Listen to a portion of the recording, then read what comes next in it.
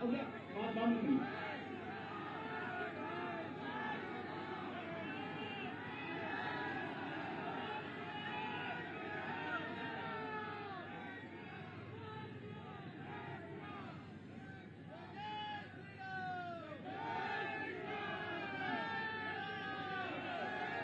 वाघोडियानी जनता जनार्दन ने मारा जय श्री राम।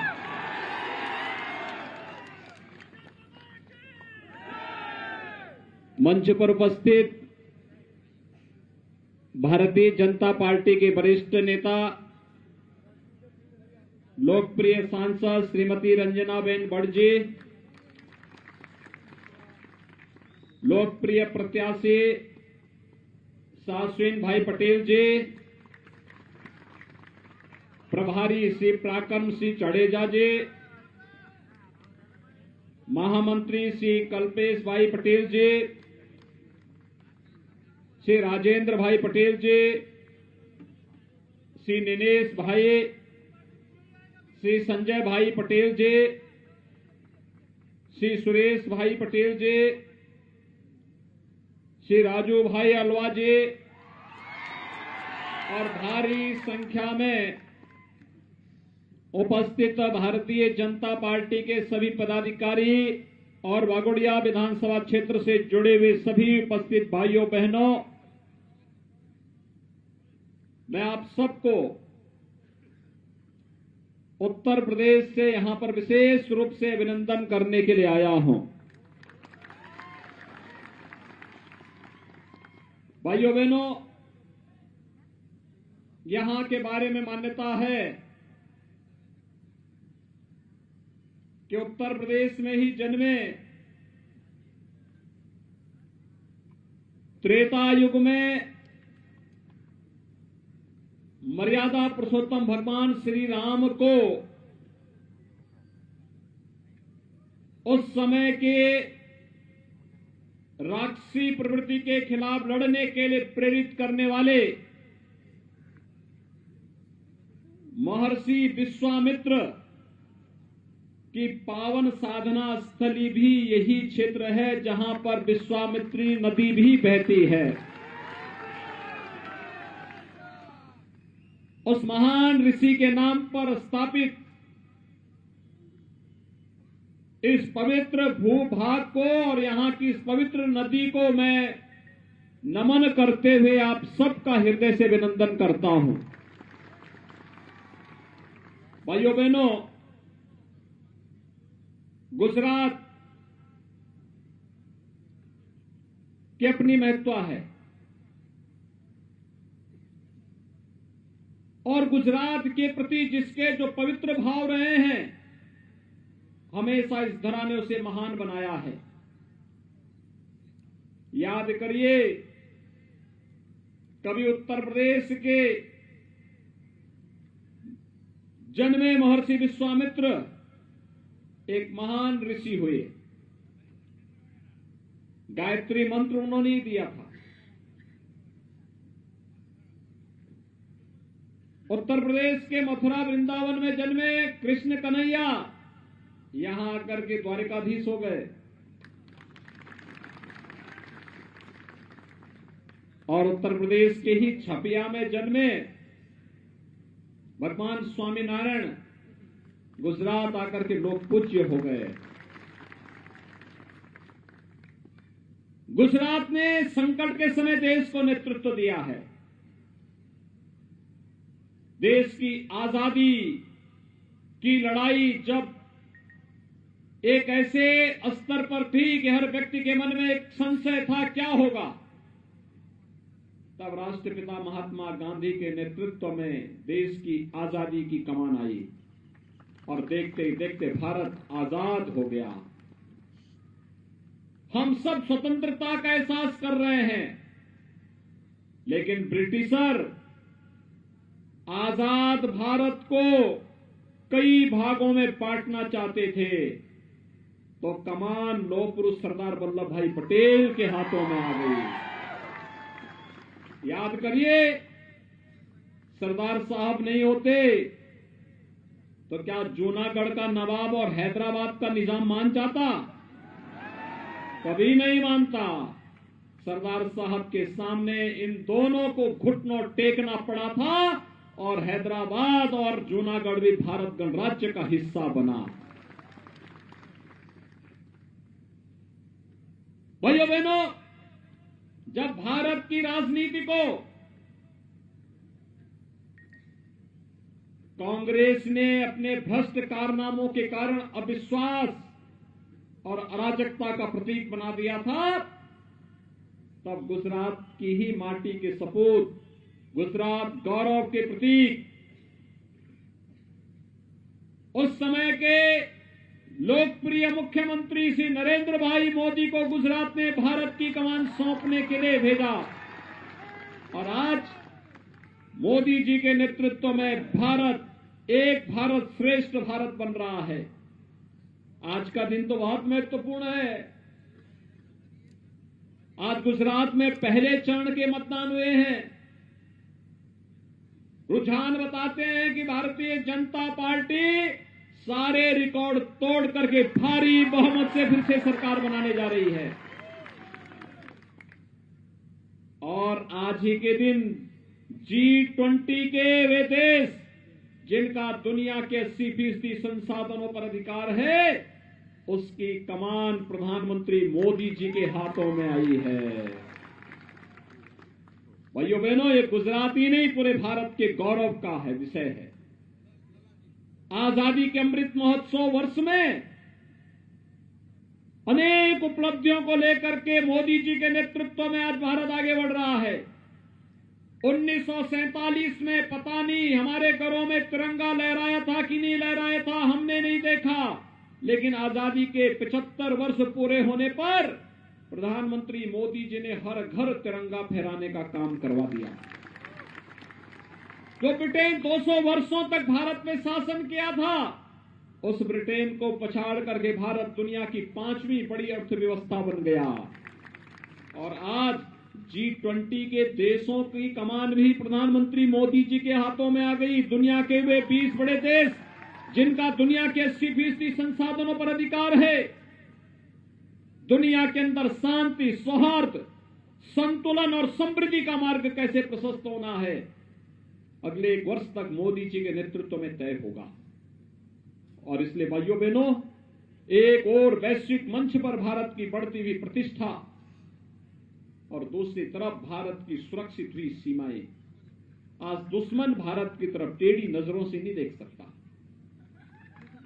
अगर उसने भारत की तरफ टेढ़ी नजरों से देखा तो सर्जिकल स्ट्राइक और एयर स्ट्राइक के लिए भारत के बहादुर जवान सदैव तैयार रहते हैं। लेकिन भाइयों बहनों, जब हमारा बहादुर भारत का जवान एयर स्ट्राइक और सर्जिकल स्ट्राइक करता है, तब कांग्रेस या आम आदमी पार्टी तब भारत से सबूत मांगते हैं। इन्हें हमारे जवानों के शौर्य और पराक्रम पर संदेह है। भाइयों बहनों, ये लोग आतंकवाद को प्रेरित और प्रोत्साहित करने वाले लोग हैं। ये लोग भारत के सामर्थ्य पर संशय करते हैं। आज भारत सुरक्षित भारत बना है। याद करिए, 20 वर्ष पहले गुजरात दंगा मुक्त और कर्फ्यू मुक्त हुआ। आज भारत आतंकवाद और नक्सलवाद से मुक्त हुआ है। प्रधानमंत्री मोदी जी का यशस्वी नेतृत्व आतंकवाद और नक्सलवाद से मुक्त हुआ भारत। मैं भी रंजन बेन का भाषण सुन रहा था, कैसे संकट में सरकार को अपनी जनता के साथ खड़ा होना चाहिए। कोरोना महामारी उसका उदाहरण है। फ्री में टेस्ट, फ्री में उपचार, जहां बीमार वहीं उपचार, फ्री में वैक्सीन। पहली बार किसी महामारी का वैक्सीन भारत में बना हुआ भी प्रधानमंत्री मोदी जी के प्रयास से, और एक नहीं 2-2 वैक्सीन, फ्री में वैक्सीन। और फ्री में वैक्सीन के बाद फ्री में राशन की सुविधा भी हर गरीब को, 80 करोड़ भारतीयों को फ्री में राशन 2-2, 2.5 वर्ष तक दुनिया के अंदर कहीं नहीं हुआ, अकेले भारत में हुआ।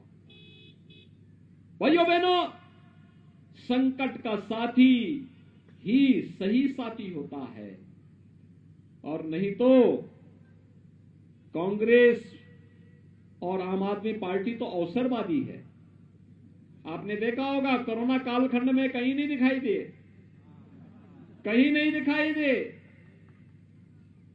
दिल्ली में आम आदमी पार्टी ने तो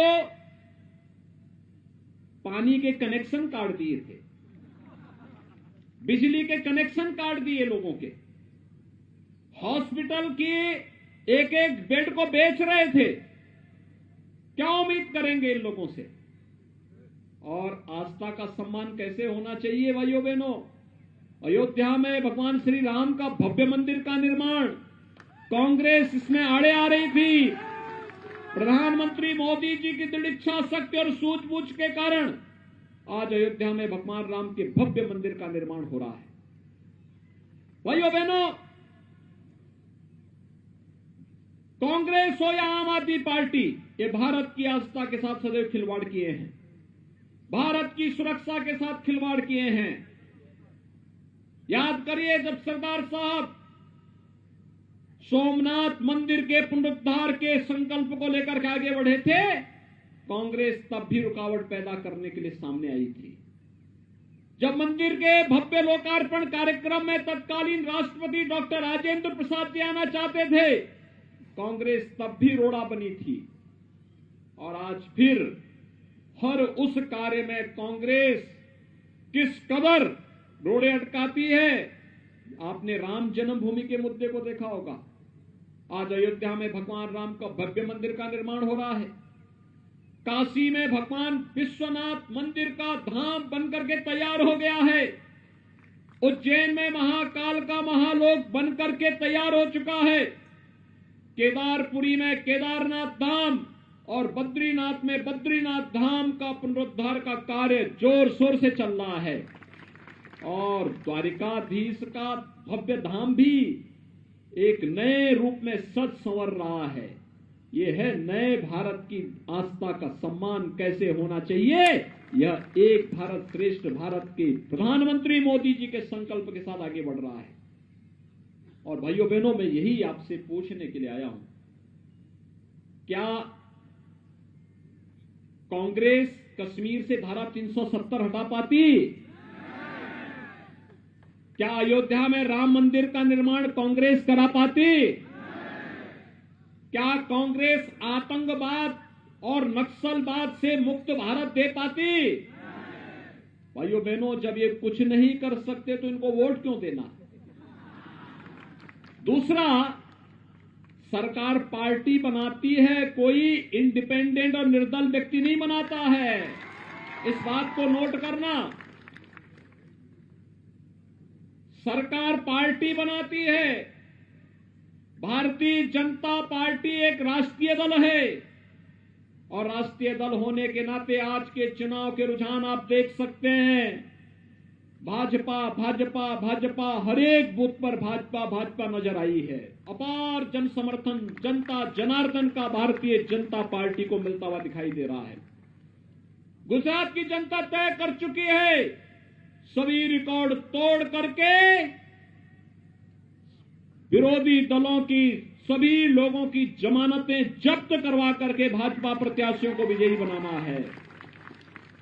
और उसमें बगोड़िया विधानसभा सीट अपने आप को क्यों वंचित रखेगी? फिर एक प्रतिस्पर्धा खड़ी हो गई है हर सीट पर, कौन कितने अधिक मार्जिन से जिताता है, भाजपा प्रत्याशी को जिताता है। और उसी के साथ आए हैं। उत्तर प्रदेश ने शुरुआत की। उत्तर प्रदेश की आबादी है 25 करोड़, 403 विधानसभा सीट है। कांग्रेस 2, आम आदमी पार्टी 0, निर्दल 0। जनता जनार्दन ने उत्तर प्रदेश में मोदी जी के आह्वान पर तय कर दिया कि कांग्रेस को पूरी तरह सफाया करने की ओर ले जाना है। और यह कार्य बापू की ही पवित्र धरती में गुजरात में हो तो अच्छा रहेगा। हमने वहां तक उसको पहुंचा दिया है। कि वो 2 से ज्यादा नहीं बढ़ सकती। राम नाम सत्य के लिए भी 4 आदमी चाहिए होते हैं।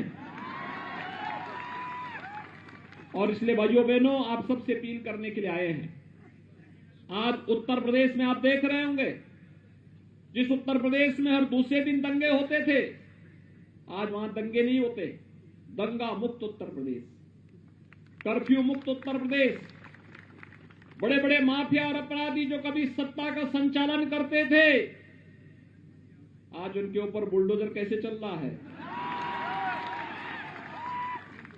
और ये कार्य केवल भाजपा कर सकते हैं। हर मर्ज का उपचार भाजपा है। और इसलिए भाइयों बहनों, आप सबसे अपील करने के लिए हम लोग आए हैं। एक विचारधारा के साथ जुड़ करके, और विचारधारा है राष्ट्रीय विचारधारा। भारतीय जनता पार्टी के कार्यकर्ता के लिए नेशन फर्स्ट, देश के लिए जिएंगे, देश के मान और सम्मान की रक्षा करने के लिए सब कुछ न्यौछावर करने के लिए तैयार होंगे। ये केवल भारतीय जनता पार्टी कर सकती है। और इसलिए भाइयों बहनों, आप सबसे मेरी अपील है, भारतीय जनता पार्टी ने श्री अश्विन भाई पटेल को अपना प्रत्याशी बना करके आपके बीच में उतारा है। आप सभी से मैं अपील करूंगा, श्री अश्विन भाई पटेल को भारी बहुमत से विजयी बना करके आप विधानसभा में भेजेंगे। सभी लोग सहमत हैं? कमल चुनाव चिन्ह हर बूथ पर खिलेगा, भारी बहुमत से। स्वाब बदाब भाजपा ने भव्य जीत आपसो, हाथ ऊंचा करने समर्थन आपो। मेरे साथ बोलेंगे, भारत माता की, भारत माता की, भारत माता की जय श्री राम, जय जय श्री राम।